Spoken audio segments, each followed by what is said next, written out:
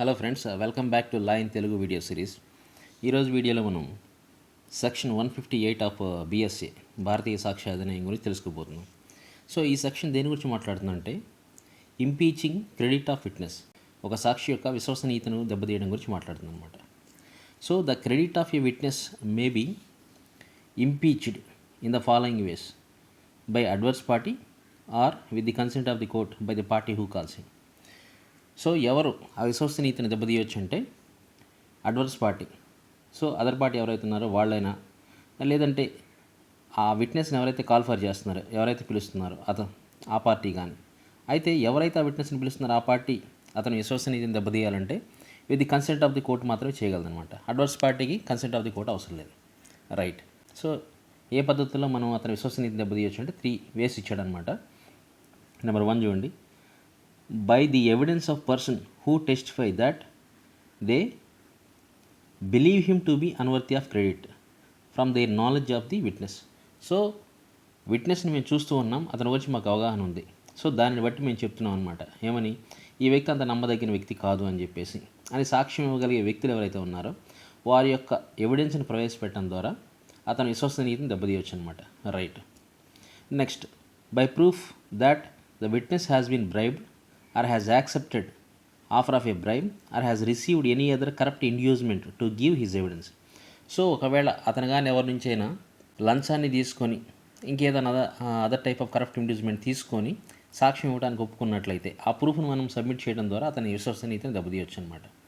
Third one: by proof of formal statement inconsistent with any part of his evidence which is liable to be contradicted.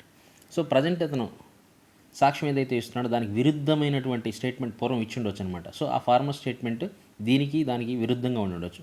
So దాన్ని ప్రవేశపెట్టడం ద్వారా ఏంటంటే ఇతని యొక్క విశ్వసనీయతని దెబ్బతీయవచ్చు అనమాట. సో ఈ 3 పద్ధతుల్లో మనం ఆ వ్యక్తి యొక్క సాక్ష్యాన్ని చెల్లుబాటు లేకుండా చేయడానికి ఆస్కారం ఉందన్నమాట. రైట్. సో ఇక్కడ ఒక ఎక్స్ప్లెనేషన్ ఇచ్చాడు చూడండి: a witness declaring another witness to be unworthy of credit may not upon his examination in chief give reasons for his belief. So ఇతను అంత నమ్మదగిన వాడు కాదని ఇతను ఏదైతే చెప్తున్నాడో, సో ఆ నమ్మకానికి గల కారణాలను ఎగ్జామినేషన్ ఇన్ చీఫ్ అంటే చీఫ్ ఎగ్జామినేషన్ టైంలో ఆ కారణాలు పొందుపరచాల్సిన లేదా వివరించాల్సిన అవసరం లేదనమాట ఆ విట్నెస్కి. Right. But he may be asked his reasons in cross examination. ఒకవేళ ఇతని యొక్క ఒక సాక్షి యొక్క విశ్వసనీయతని గురించి ఎవరైతే సాక్ష్యం ఇస్తున్నారో మరొక సాక్షి, అతను ఎందుకు అలా నమ్ముతున్నాడో ఆ కారణాలు తెలిపవలసిందిగా క్రాస్ ఎగ్జామినేషన్ టైంలో అడగొచ్చు అనమాట. అప్పుడు చెప్పాల్సి ఉంటుంది. And the answers which he gives cannot be contradicted. అయితే ఏవైతే ఆన్సర్లు తను ఇస్తున్నాడో, ఎందుకు అతన్ని విశ్వసనీయతగా లేదా నమ్మదగిన సాక్షి ఎందుకు గుర్తించట్లేదో, ఈ రెండో సాక్షి ఇస్తున్న ఆన్సర్లు ఏవైతే ఉన్నాయో వాటిని మనం కాంట్రాడిక్ట్ చేయాల్సిన అవసరం లేదనమాట. కాంట్రాడిక్ట్ చేయలేము, కెన్ నాట్ బీ కాంట్రాడిక్టెడ్. తో అయినప్పటికీ ఇఫ్ దే ఆర్ ఫాల్స్, ఒకవేళ అతను ఇచ్చినటువంటి ఆన్సర్ తప్పు అనుకోండి లేదా అబద్ధం అనుకోండి, he may be afterward be charged with giving false evidence. So అతను ఫాల్స్ ఎవిడెన్స్ ఇచ్చినందుకు గాను అతను మనం ప్రాసిక్యూట్ చేయొచ్చు అనమాట. బట్ ఇక్కడ మనం అతను కాంట్రాడిక్ట్ చేయమన్నమాట. అతను ఏదైతే ఇస్తామో ఆ స్టేట్మెంట్ తీసుకుంటాం సాక్ష్యం కింద.